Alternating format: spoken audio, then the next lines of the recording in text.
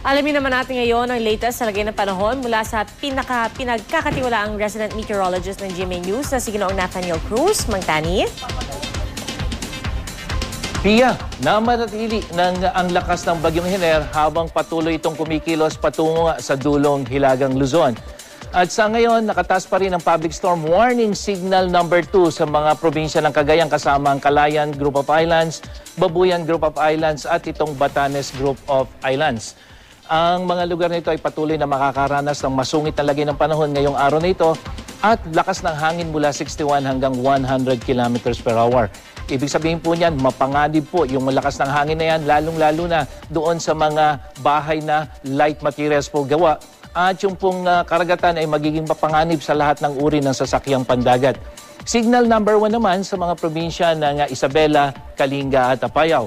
Maulang panahon naman na may lakas ng hangin mula 30 hanggang 60 km per hour ang mararanasan dyan sa mga lugar na yan.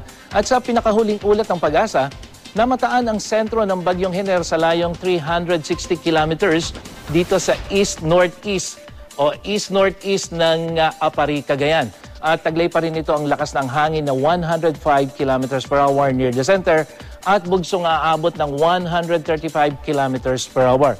Kumikilos ito pahilaga, Hilagang Kanluran sa bilis na 11 kilometers per hour. At base sa datos na nakalap ng Weather Central, inaasahan na tatahakin ng bagyong Hiner ang Taiwan papunta ng southern China. At itong nakikita natin truck ngayon, mananatili sa loob ng Philippine Area of Responsibility ang bagyong Hiner hanggang sa araw ng Miyerkules.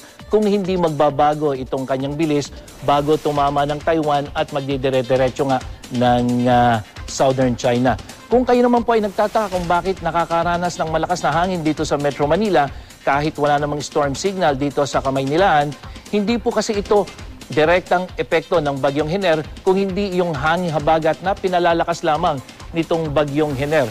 Dito sa ating tinitingnan na wind forecast, narito yung sirkulasyon ng bagyong Hiner habang nasa may northeastern side ng ating bansa at itong kulay pula pong ito yung malakas na hangin habagat na hinihigop nitong bagyong si Hiner.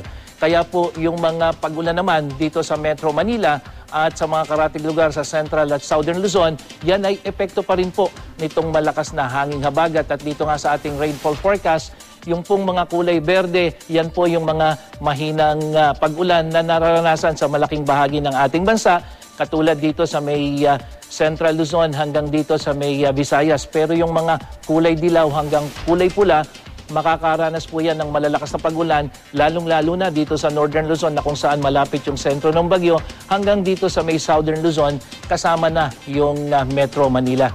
At para naman doon sa mga kababayan nating mangingisda, lubha pong mapanganib na pumalaot dito sa Eastern Seaboard ng Luzon, hanggang dito sa Visayas at dyan sa Mindanao, hanggang dito sa may Western Seaboard ng Luzon. At ito po ay sanhi ng epekto ng bagyong si Hiner at ng malakas na hanging habagat.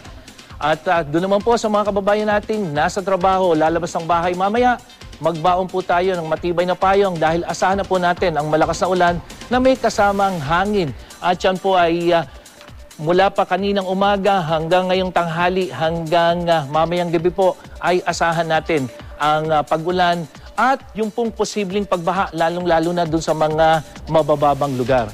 At dahil po sa tuloy-tuloy pa rin pag-ulan, ilang pangunahing dam sa Luzon ang nanganganib po sa pag-apaw. Isa na rito ang Lamesa Dam dito sa may Quezon City na kung saan naka-red alert po. At kanina nga ika-11 ng umaga, 79.83 meters ang kanyang level. Halos malapit na po doon sa 80.15 na spilling level. Samantalang ang Ipo Dam naman dito sa Bulacan ay nagbukas na po ng isang gate para magpakawala ng tubig. At kanina ng ika-11 ng umaga, ang kanyang level ay 100.39 meters. Halos malapit na rin po doon sa kanyang spilling level na 100.80 meters. Habang ang Magat naman at siya po ay nasa may probinsya naman ng Isabela, ang kanyang level as of 11 a.m., 189.86 meters at konti na lang din po, wala pang isang metro para sa kanyang spilling level na 190 meters. Kaya po mga kapuso, lagi po nating tandaan, ano man ang panahon, magplano, magsiguro, makibalita sa GMA Weather. Ako po si Nathaniel Cruz para sa I Am Ready, serbisyong totoo ng GMA News. Mang Tani? Yes, Bia. Mang Tani, linawin ko lang, no? Ibig sabihin nito, yung inasahan ba natin na ganito talaga kabagal yung pagkilos ng bagyo dito sa Philippine Area of Responsibility at talagang napakalawak na pati tayo dito sa Metro Manila ay naapektuhan na po? Oo, Pia, dahil noon pang Sabado at Linggo na kung saan binabantayan na natin itong sirkulasyon ni Hiner, nabanggit na natin na bahagyang babagal ito bago lumabas ng Philippine Area of Responsibility. At binanggit na rin natin na dahil sa kanyang pagbagal, kahit malayo itong sirkulasyon ng bagyo dito sa Metro Manila at iba pang bahagi ng Luzon, ay hahatak ito at palalakasin ito yung hanging habagat. Kaya yun ang ating paalala noon na maliban sa ulan, meron ding malakas na hangin, dulot ng habagat, hindi po dulot nitong bagyong si Hiner o yung direktang epektong tinatawag natin, Pia. Alright, maraming salamat po, Mang Tani. Si Nathaniel Cruz po ang ating resident meteorologist.